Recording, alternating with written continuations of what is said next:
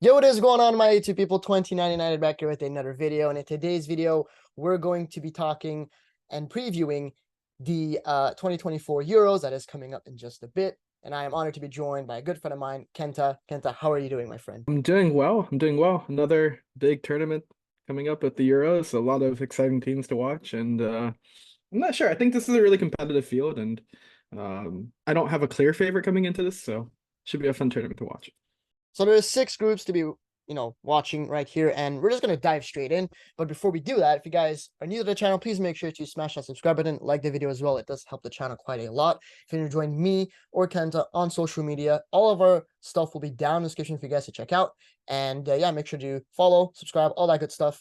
And without further ado, let's get started with Group A. So in Group A, we've got Germany, Hungary, Scotland, and Switzerland. Now, you guys know I'm a Bayern Munich fan. I follow German football quite a bit, so I think it's pretty clear who my favorites are in this group here. I think Germany are going to top the group, and Germany are a weird team because they haven't really been the best these past few years. They've had a lot of aging players, and not a lot of youngsters were coming in, but we're starting to finally see a lot more youngsters into the team. Joachim Löw's been sacked, and we've seen the resurgence of Julian Nagelsmann after he's been sacked from Bayern. And ever since, Germany are slowly looking better. I mean, the past few performances that they've had, they won against the Netherlands, they won against France very convincingly as well. So it's cool to see that they are coming into this tournament with a lot of promise. And the squad has been, announced. They are also the host of this Euros, which is, I guess, something that we have to say. And when I'm looking at this squad, I think this is a brilliant squad. Nagelsmann has done a good job with it. My only concern is who is going to start where. A lot of debate has been around the number 9 position. Is it going to be Havertz again? We've seen Nagelsmann put this guy at left back. Like, what is going on? What is the plan here for the starting 11? We've seen a lot of youngsters being called up, notably Alexander Pavlovic from Bayern, who's had a fantastic season. I'm curious to see whether he's going to even get any minutes in the squad. I'm presuming, the players like, Florian Wirtz and Jamal Musiala are going to be favorites to start, maybe alongside Tony Kroos and stuff. But I don't really know what Nagelsmann is planning here in terms of starting, the starting 11 itself. But it's going to be interesting to see. In terms of the other sides, Hungary, Scotland, and Switzerland, I think, for the number 2 position, I think it can go either way for any of these 3 teams. I mean, Scotland, Switzerland, and Hungary, I think they're quite evenly matched, in my opinion. Maybe Scotland and Switzerland are a bit better in terms of squad, itself. But who my second team would be, I don't know. I guess I'll just give it to Switzerland, and then the third place team would be Scotland. It's important to know that the best third place teams, I think the first 4 are also advancing to the next to the knockout stages. So I'll give it to I'll give it to Scotland, and I think Hungary is going to finish 4th. Kenta, what do you think? Yeah, I mean Germany, the hosts. I was slightly surprised that some of those Dortmund players, mainly Hummels, didn't get the call up, considering how well they played for those that Champions League final team. Also playing domestically. I mean, it would make a little bit more sense if it wasn't a domestic league, but Dortmund's playing in Germany. So, but there's just so much squad depth there, and they've been on good form as of late. So I also have Germany in first. I actually have Hungary finishing second. Szoboszlai had a great season with Liverpool. A little bit of MLS action there with their other midfield pairing of Daniel Gazdag of the Philadelphia Union. He's been off to a great start with the Union, despite them having some troubles defensively, which is surprising for them. But I like this Hungary squad. They've been on good form for the most part. You kind of look back, their last loss in a match was in Nations League of 2022. That kind of form can help your team in a competition like this succeed. And you look at it and compare it to the likes of Scotland, who haven't had that good form. They haven't won a match since September 2023. And Switzerland as well. I mean, Switzerland's a little better. I have Switzerland finishing third, despite a Shaqiri, who I think, for me, when I think of Switzerland, I think of Shaqiri, and his contract and his time at the Chicago Fire right now has been nothing short of just disastrous.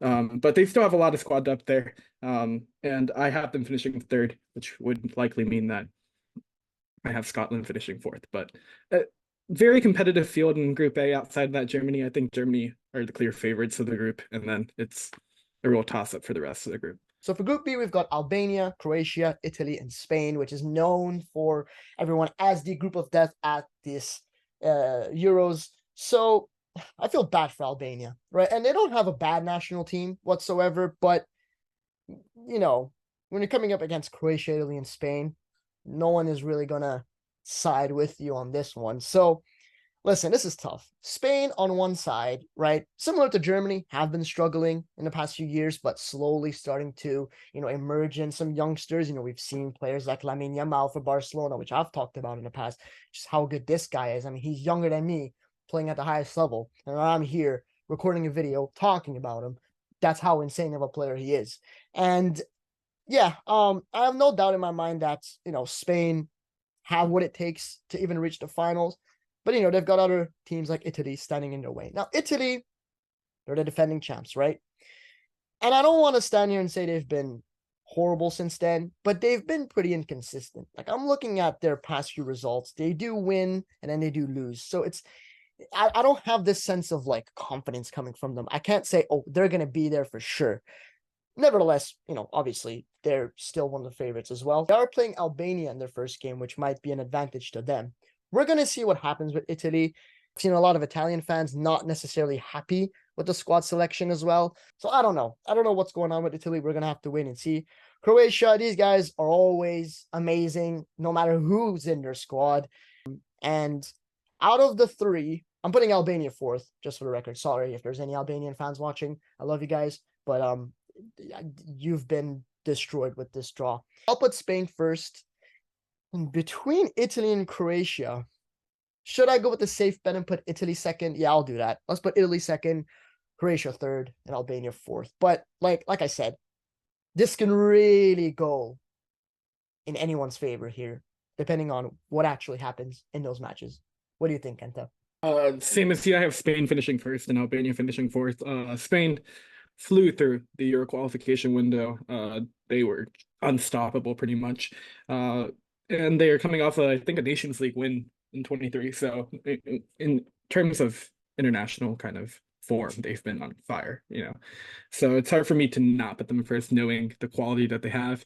I think as of recent, these recent tournaments, the question always has been with the Spanish side, who's going to put the ball in the back of the net. We saw Morata do well at the World Cup, but I think that's still going to be the question. But I think there's enough stability on that team compared to, or just quality, I guess, more than stability on that Spanish team compared to Italy and Croatia and, of course, Albania, to, I think, where they can just control games well. And then if they can capitalize once or twice on their chances, then you're probably going to win the matches. I have Croatia finishing second. Look, it's so difficult not to look at the success this team's had at knockout tournaments just as a whole, right? They're always a dark horse in whatever tournament you throw them into. It's the World Cup, the Euros. They're always a dark horse going into it. They made it to the final of the Nations League, so this is we're going to get a Nations League rematch, and that was won by Spain in penalties, if I remember correctly. So it wasn't this like one-sided match. It was a very close match. They can keep up with anyone, I think. Croatia, obviously one of the best midfielders of the generation, Luka Modric, probably his last tournament here. I know Italy, defending champions. I still like this Croatian side a bit more, just because of the success they've shown at tournaments more consistently over the years compared to Italy who won the Euros but haven't successfully qualified for the World Cup in the last two windows, and that kind of scares me when we've seen inconsistencies in their performances over the last several years. But again, the group depth, it's tough. I don't know if the third place team is going to make it out of this group, just because if they lose to both of the other top teams, then you're stuck at 3 points. And that's not a great place to be for a third place team to make it out of the group stage, assuming Albania loses to all three of these teams. So it's going to be tight. It's going to be really tough, but I have Spain finishing first and Croatia finishing second. Italy, they might make it to the knockouts. They might not, but I have them finishing third in the group. You guys heard it here first. So for all Italian fans that just heard what Kenta said, do not destroy me. Those words did not come out of my mouth. So yeah, just letting you guys know right there. It's not me. Okay, it's not me. Nevertheless, moving on with Group C, one of the more boring groups I would add. I mean, it's not a particularly amazing group. Got England, Denmark, Serbia, and Slovenia. I think a lot of people are going to have the same opinions here. I mean, England, one of the favorites to win it. These guys are good. They have an amazing team. So I'm expecting these guys to go far. They were the last edition's finalists, unfortunately, or for some people, fortunately, didn't win it. Nevertheless, I have them topping the group. I don't really have anything to say for this group. I think it's England, then Denmark, and then I'll put Serbia and Slovenia fourth. I think for the second and third between Denmark and Serbia might change, but I think Slovenia is going to be fourth. I don't really have anything else to add, so I'll just let you speak on this one, Kenta, to be honest. Yeah, I think this is one of the more straightforward groups. England, in terms of like betting odds, if I remember seeing it correctly, are supposedly the favorites going into this tournament. Do what you will with that, and they did well at the Euros last time around. Unfortunately, lost in the pens, but they're a great side. You have a lot of world-class talent on that team, a lot of it, and so um, it's hard not to put them at first in the group just purely off of talent and squad depth.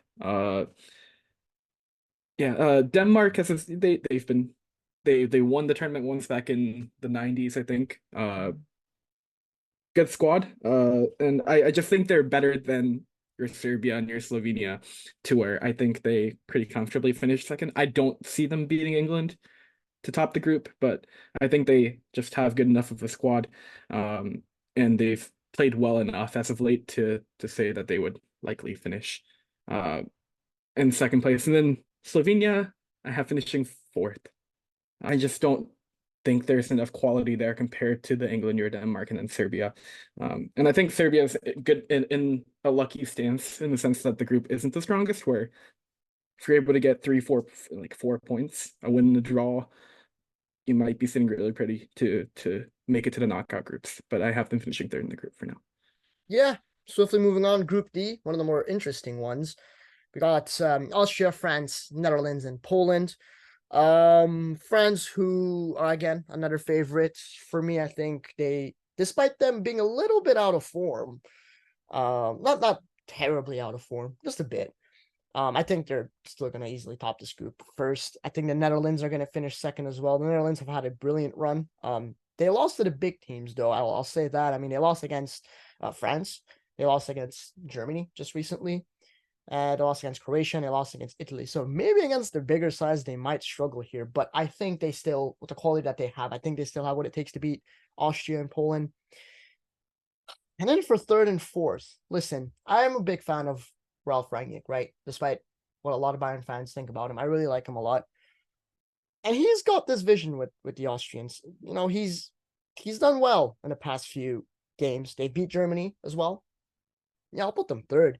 And then for Poland, I mean, listen, I love myself, Robert Lewandowski, a lot, but I've always said that, and maybe Polish fans might disagree here, but from what I've seen, I just don't think that without Lewandowski, I mean, he's going to be there, but if he doesn't step up, I don't think Poland will. And we saw that at the World Cup too. It depends on how they do against teams like Austria. I think their first game is against, who is it against? It's against the Netherlands.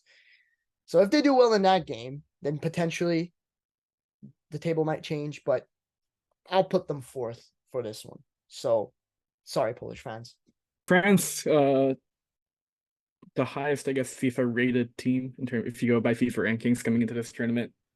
Obviously first is Argentina, but they're not in the Euros, so they are the highest rated team at this tournament. So much quality there, and I think you would fully expect them to win this group, or at least make it out of the group stage in some capacity. The Dutch side, I think the best defense coming into this tournament. I mean, you look at the center backs they have. Van Dijk, Ake, De Ligt, Mickey Van de Ven is like a four center back option. And there's more. I mean, Frimpong was the best fullback, wing back, whatever you want to call him in the world, probably. I would argue for Leverkusen this past season, best right back. So much quality there. That's going to be a tough decision for Koeman to pick a back five, assuming he goes with that three back system that he's gone with for a while now with the Dutch. I think that defense carries them through the group stage, and we'll see how that does in the knockout stage, but I have them firmly finishing in second as well.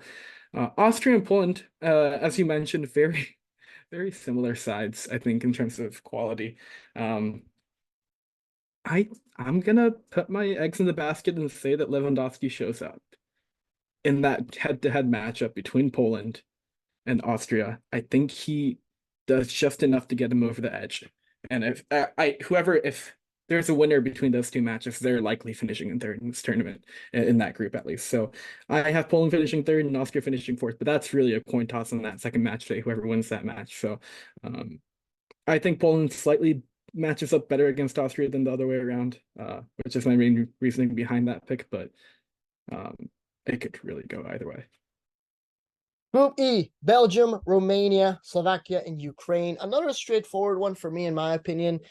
The biggest talk here is Belgium not calling up Thibaut Courtois, which he's been injured the whole season. But I mean, there's a huge drop off between Thibaut Courtois and Belgium's backups in Sels or Cohen Casteels, whoever plays. I think it's a wrong move, but I still think with the squad depth they have, I still think they have what it takes to finish first. And they've been criticized a lot for their aging squad. I mean, they're not as good as they used to be, which kind of makes sense. It's an aging squad, but you've also got some fresh faces up there. Jeremy Doku, who's been very good for Man City. Other than that, I think Ukraine is going to finish second. If not, I think it's a toss up between the other teams. Romania and Slovakia, I think they're pretty similar. So I think it all depends on who turns up when they play against each other. I don't really have anything else to say other than that. I don't have anything else to say. So Belgium first, Ukraine second, and then between Romania and Slovakia, third and fourth. Belgium, you can, I guess, say they were lucky in terms of their group draw to be in a group with Romania and Slovakia. I don't think either of those sides are particularly that good. Um, and so it's going to be a toss up between them again. I hate using the word toss up over and over and over again, but if one of those teams beats the other in the head-to-head matchup, that's the team that's going to finish, I think, in third. Finish with Slovakia finishing third, Romania finishing fourth. Ukraine's an interesting one. I think, obviously Lunin has been outstanding in Courtois' absence at Real Madrid, especially in Champions League play. He's been phenomenal for them. And then you kind of look down there at the roster. I don't know what Mudrik's injury was like because I know he missed the end of that Chelsea season, but I would assume he's available. The top end talent that I at least am familiar with on that Ukrainian side hasn't necessarily been in great form, but I still think they still have enough talent to finish in second. Um, Belgium, obviously, their golden generation was kind of a failure in the sense that they really didn't win anything with so many great talents in their prime. And Courtois not being called up, of course, but I think you look at, as you said, Jeremy Doku, Trossard had another great season for Belgium. I think there's just enough quality for this team to win the group, but I do have a lot of questions behind if they'll actually be able to do much outside of a knockout stage. I don't see that happening, but they should comfortably win the group. Group F, Czech Republic, Georgia, Portugal, and Turkey. Everyone called Turkey the underdogs in the last edition of the Euros. They weren't that great, right? Let's be honest. But they're coming in fresh again, and they're a pretty inconsistent team from what I'm looking. They just lost 6-1 to Austria, which is an insane result to look at. I think Portugal are going to top this group. This is, you mentioned before recording, this is Ronaldo's sixth Euros, which insane longevity. But between that, I would actually give Georgia a shout as well. I think they have a decent team. They're 75th overall in the FIFA rankings, which I don't think is accurate. I think they should be a lot better than that. Other than that, yeah, I'm putting Portugal first, and for the rest, I think it's a toss-up. But I want to back up Georgia. I think that's a cool one. But I'll be more realistic. I'll put Turkey second. I'll put Czech Republic third.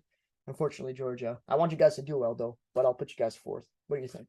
Yeah, Portugal, and again, another clear favorite in the group stage, as you talked about Cristiano Ronaldo, but there's absurd squad depth there. So I think they easily win this group. Czechia and Turkey, very, very good sides, both of them. Very close, at least in terms of FIFA rankings. But I'll back. I think you said Turkey second, so I'll go the opposite here. I'll go Czechia finishing second. They're in better form coming into this tournament. It's tough, isn't it? They have. Mhm.